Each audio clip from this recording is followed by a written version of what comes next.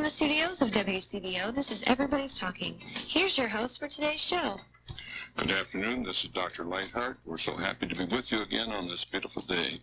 We have a most special program today, and I think that you will learn much if you stay with us for the next half hour. We have a nationally known writer, Mr. John Stormer. Back in the 60s, for you older people, Mr. Stormer wrote a book that sold over 7 million copies in the early 60s. None dare call it treason. Since that time, he has been a researcher, writer, school superintendent, pastor. Originally started out as an engineer. Pastor Stormer, good afternoon. Good to be with you, Doctor. Well, it's marvelous to have you. And we're going to talk about what's happening in our schools. We have with us here in the studio Frank Vosler, who is a pastor and an engineer. Frank, speak up. Hello, everybody.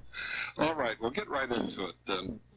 What are our schools doing to our children? First of all, let's have you discuss a little bit about academic and what's happening to the moral climate. Well, first of all, just as an overall view, Thomas Sowell, the nationally syndicated columnist, said recently, if every parent in America knew what was really going on in the public schools, there would be a revolution. And I wrote my book, None Dare Call It Education, to kind of detail for people what is really happening. And as you say, it breaks down academically and morally. In academics, I think that an awful lot of people are aware that since the early 1960s, SAT scores, the ACT, the college entrance exams, scores have been falling. We're reached the point now where 40% of the population is regarded as functionally illiterate. In other words, they can't read and write well enough to just really function in society. Getting it down to, well, Mr. Clinton, in running for re-election in 1996, pledged that if the American people would elect him, he would guarantee them that by the end of his 4 years, every child in America could read by the end of third grade. Well, this year, Mr. Gore and Mr. Bush are both promising the same thing, so we have the same situation there, and it's a tragedy. It's a tragedy because back not too many years ago, where intensive phonics was used as the reading instruction, teaching kids to sound out the letters and so forth, kids could read at the end of kindergarten or by worst, first grade. So academically, reading, writing, and then there's some innovations. In the book we mentioned, I might mention that I collect the information that you find, all the horrible examples that I detail in None Dare Call It Education, from teachers, from parents, from state, local school board members. Well, I've got a lot of help from an outstanding lady up there in Ohio, Diana Vosler, who's a member of your state school board. Yes. And I spent a week, for example, in the Capitol in Sacramento, California, and was given access to all of the records of the Education Committee. I probably went through 25,000 pieces of paper during the course of that week. One of the things I found there, I found copies of letters that school districts in California had sent out to parents saying, now, when your children start to write or try to write at home anything, don't correct their spelling. It will stifle their creativity, and we're using a new means called inventive spelling. In other words, a kid, rather than learning spelling rules and memorizing words and so forth, just writes down anything that kind of would mean to him something close to what it might sound like. And some people would say, well, that's California, they're kind of crazy out there. But this is spread all across America. In fact, it's not just public schools.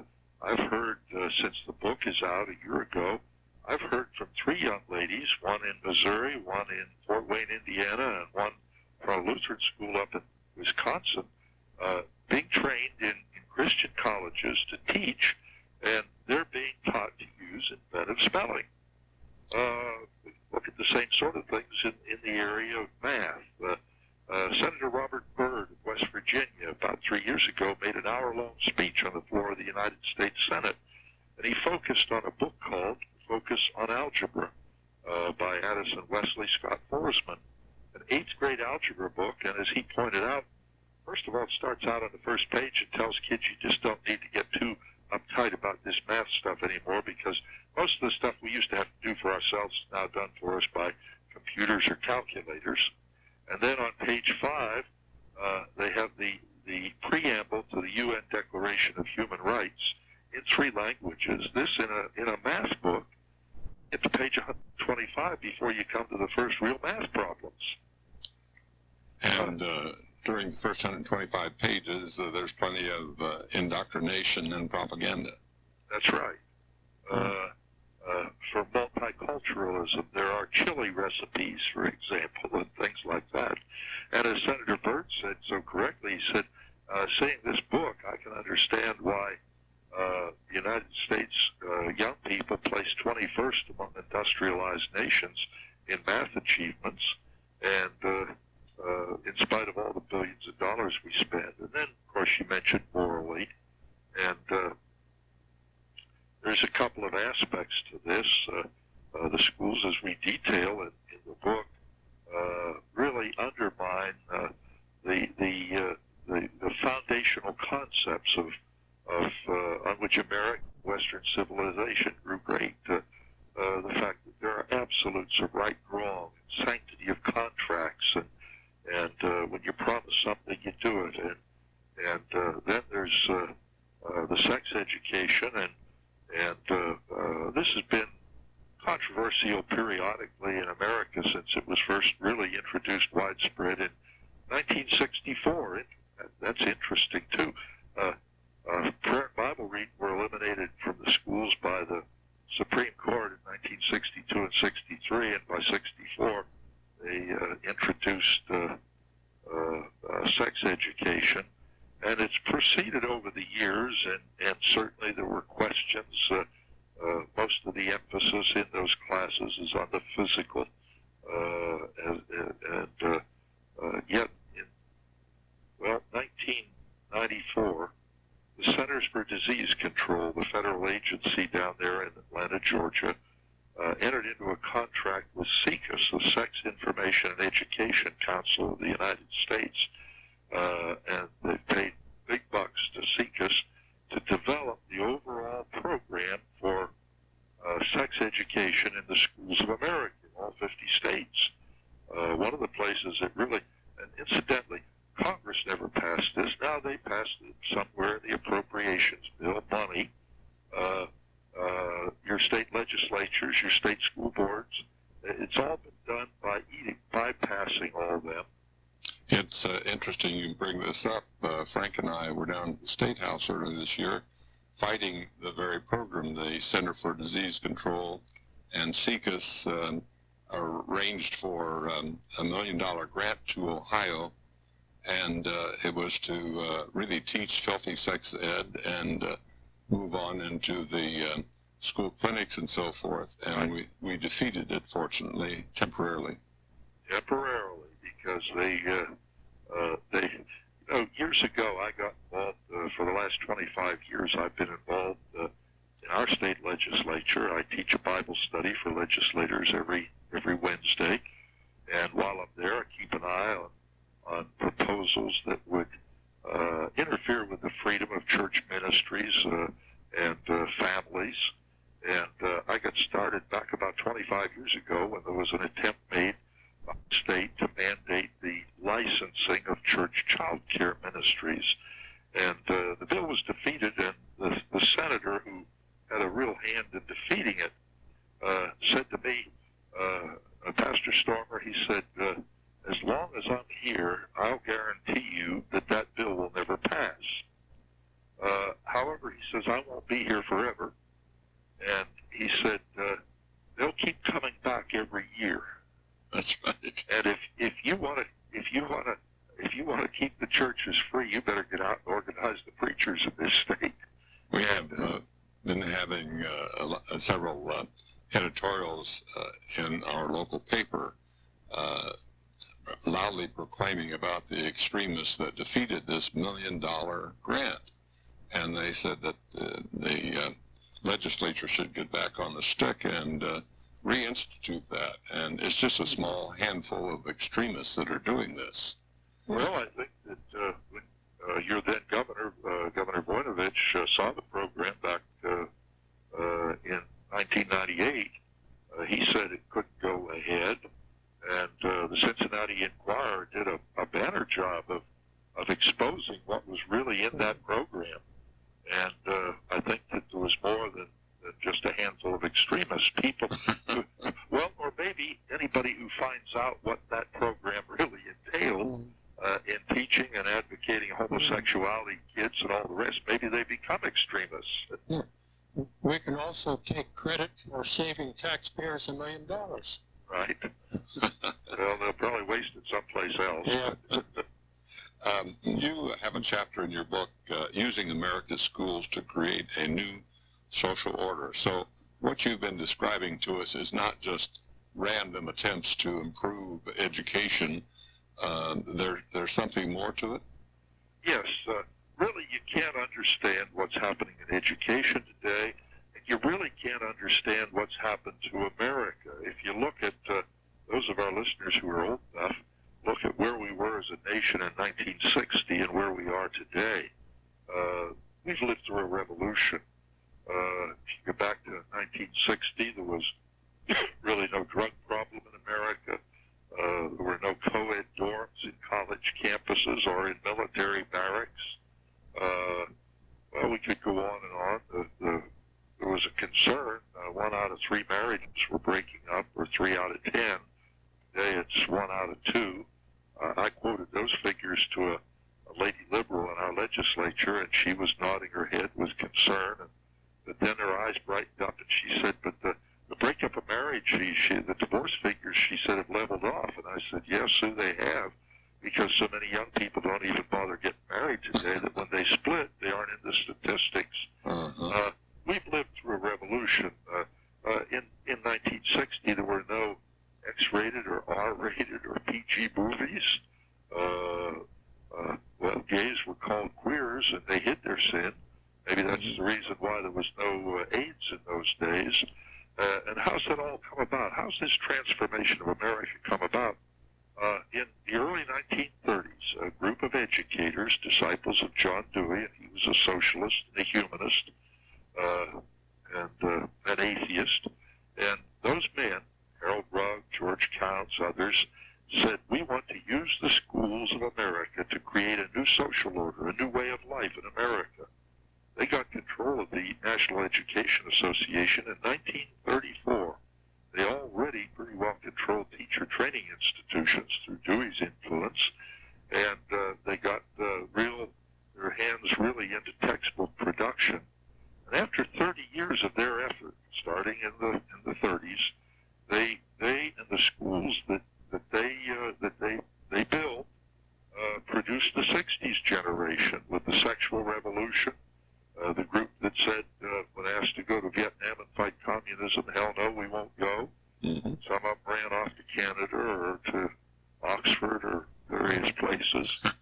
And that 60s generation of radicals today control all of our culture-shaping institutions, our education. Now we ought to say here that there are a lot of dedicated people in public education. There's a lot of Christians who are teachers and administrators, but they're teaching in a school that's controlled and imposed upon them a false humanistic philosophy. And those Christians have been taught in the course of their teacher training institutions that now it's good for you to have values, but if you were to try and impose your values on the students in your classroom, it would be a violation of their rights. And, of course, if they really try in an awful lot of places, they'll be in trouble today. The ACLU will move in. Well, it's all right to use values clarification, though. That's right. Values destruction, really. But the education establishment, the entertainment business, the news media, the government bureaucracy is all controlled by the 60s radicals, and too many churches in America have been taken over by that group. And that's why you have the move in major mainline denominations to ordain homosexuals and have women pastors in violation of the clear teaching of Scripture. The people that occupy the White House, I mean below the president, the several thousand that are working out of the White House are pretty much of the new generation, are they not? Yes, Gary Aldridge, the FBI man who was in charge of security there in the White House in the latter years of the Bush administration. He, of course, wrote his book Unlimited Access, describing the shock and the experiences he had as the Clintonistas arrived on Inauguration Day, a bunch of filthy, unkempt. They couldn't do security clearances on most of them because they had drug offenses in their backgrounds. And that book, Unlimited Access, I haven't read it. My wife read it. Gary gave us a copy and autographed it. My wife read it and said, "You can't read it. It's the stuff that's in there was going on in the White House is just too dirty for you to read." And sort of unbelievable. I read it, and it's just amazing. Yeah. And Gary has carried on the fight. In fact, I was with Gary over the weekend, and as he described to a number of people, he said, I was a political neutral. He said, my years in the FBI, he said, I wasn't particularly aware of things. And he said, I saw what I saw and felt I had to write it. And he said, the roof fell in on me. And he said, the only people who rallied around and supported me were all these hard-nosed religious right conservatives. And he said, in the process, he said, I've become one of them. Good for him. Yeah. Perhaps, since time is fleeting, we should get on to the laws that have been enacted in the 90s, Goals 2000 and School to Work. Tell us something about some of these things that have been fixed. Well, basically, those pieces of legislation, which, as you correctly said, Goals 2000, mandated outcome-based education, the School to Work, are all the pieces for the complete transformation of America and the transformation of education. They basically implement, well, I'll quote a woman, Dr. Shirley McCune, who's been a key education bureaucrat. She's worked in the Department of Education in Washington and various state-level things. And, in 1989, the Kansas governor sponsored an education summit in the aftermath of the 1989 Governor's Summit on education, out of which came first George Bush's program, America 2000, and then Clinton, when he took office, he changed the name to Goals 2000.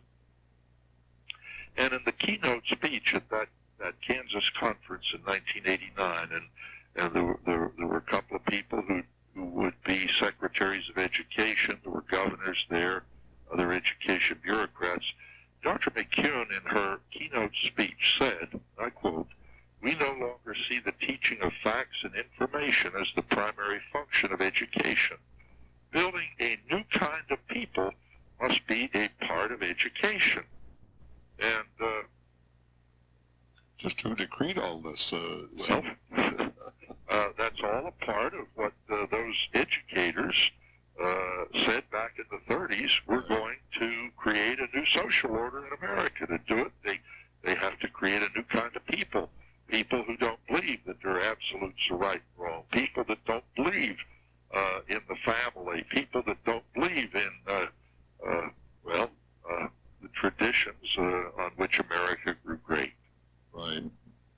that is thrown out.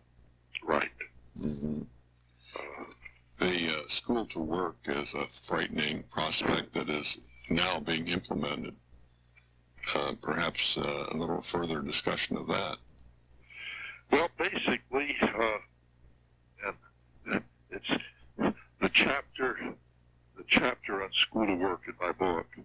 I was aware of all these things. I had been involved in the legislative procedures and so forth. There's about 2,000 pages of legislation at the federal level and then implementing legislation. To try and explain it, to put it down in a simple way as to what was really there, I spent 5 months, and I already knew about school to work. Try and simplify it and show, because school to work sounds pretty good. A very, very conservative, long-time conservative friend of mine who he's an expert on communism and missiles and a lot of that kind of stuff. And when he read my book, he got irate. He said, when I heard about school to work, he said, I thought they were going to get people ready so they'd be able to get out and function in the workplace.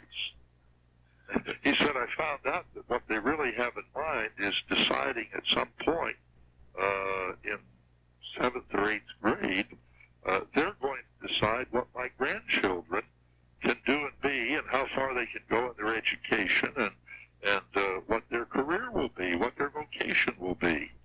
And that's basically what's involved. Sounds like Russia.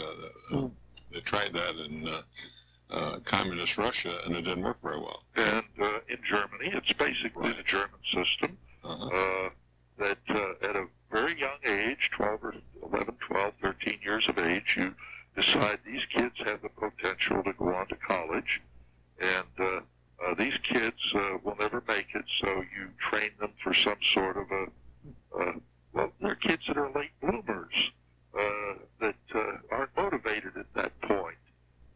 And incidentally, that whole thing came out, that whole program came out of a letter that a man named Mark Tucker wrote to Hillary Clinton right after the 1982 election. We have a long section explaining all that. It's frightening when you read the section in your book on that. That's right. And Mark Tucker acknowledged, he said, now, most American people have a goal and a dream of seeing their kids go to college and accomplish something. So he said, we're going to have trouble imposing this on the American people. And out of it, what we need to do is we're going to transform the community colleges into vocational training centers. And then as a part of the program, President Clinton announced that every American young people is going to be guaranteed 2 years of college. Well, that sounds real nice. But what it really is not the kind of college that will enable you. There was a time when our community colleges near home would allow a child to get the first 2 years of basic college, and then as they achieved, they could go on into a university, go into some of the professional training and so forth. But that's all being transformed. Well, John, it sounds like they think our children belong to them. Well, exactly. They do, and I think that you used to have, I don't know whether it's been changed, a statement in your Ohio education law and so forth that the children are basically the responsibility of the state, not the parents. I was involved in something a few years ago where we fought through the homeschool bill for Missouri, and when it came down to the last 2 days of the legislative session, and they saw that we probably had the votes, and they had it blocked in one house, and we had the votes in the other, and lined up the votes, they said, we want to meet, we want to talk. Well, we sat down, and we kept saying, what's your objection? And they had one objection after another, and we met them. And finally, after 4 hours of discussion, I said to the lady who was the research director of the House Education Committee, and incidentally the then wife of the NEA lobbyist, I said, Ann, we've talked for 4 hours, and I don't think that we've ever really gotten to your real objection to the Senate passed bill. The Senate passed bill said starts out saying, parents have the basic right and responsibility in education. And the only thing you're interested in parents having a right to is to turn them over to you, do with them whatever you want. She said, that's right. Yes. There is so much more in your book, and I'm hoping that a lot of listeners will want to get it. They can write to you, Liberty Bell Press, Post Office Box 32, Florissant, Florissant, Missouri, 63032. And what would that be? You have a hardback, which is $20-some.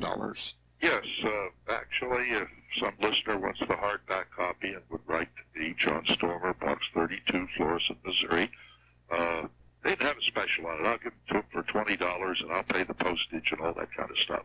Now, we have a special arrangement here. If anyone listening would like to have a book immediately, we have some soft covers, and they could come and pick them up. Will not be mailed, but they can come to the station over the next few days and make a contribution to the station and receive one of the paperbacks. Is that $5 minimum? $5 or more, whatever they would like to give, yes. That's good. Now, we are down to about 2 minutes, and I want you to, in 2 minutes, give a solution to all this. Well, first of all, parents have to find out what's going on in the school, parents and grandparents. And the first step is you've got to protect your children from what's going on. You only get one chance with them. And millions of Americans, millions of parents have withdrawn from the public system to either go to Christian school or homeschool. And then I challenge those folks that you don't turn your back on the public system. You have to realize that even though you might protect your child, they'll grow up in a world where 75% or more of the kids, unless we do something about it, are going to be trained in this humanistic, anti-God philosophy, and they're going to be running the world. So we have to get in, and besides which, the horrible examples that are happening and the things we're looking at, we're paying for it with our tax money. So we need to get in and find out what's going on in our local system, and find the textbooks and find out what's happening. And very often you go to a school board meeting, you'll find maybe there's 5 or 6 or 7 school board members, and there's one of them who's informed himself. Diana Vosler, for example, who we mentioned, was a member of your state school board. Right. She voted for school to work the first time it came up, and then she spent a year studying it, became one of the national experts, and has become one of the most effective opponents, and not very well liked by a lot of other education bureaucrats. She's running for the state legislature now. That's right, and that's exciting. Yes. And so you find some of those people. There might be one person on your local school board that keeps asking questions, and get in and help them and support them. There are many more solutions that you have. We're out of time, and I'm hoping that a lot of folks will either write to you or will come out to the station and pick up a copy of your book. John, you've been a giant in protecting God, family, and country through the years, and we wish you the Lord's richest blessings, and we will hope to speak to you soon again. God bless you. Good. Thank you for the opportunity. Thank you. Goodbye. Bye. Everybody's Talking is a daily public affairs program of WCBO. The views and opinions expressed were not necessarily those of the staff, management, or ownership of WCBO. You can obtain a cassette copy of today's show by sending $5 to WCBO, P.O. Box 7, New Albany, Ohio, 43054. Be sure to include today's date and the words "Everybody's Talking" in your letter. Thanks for listening.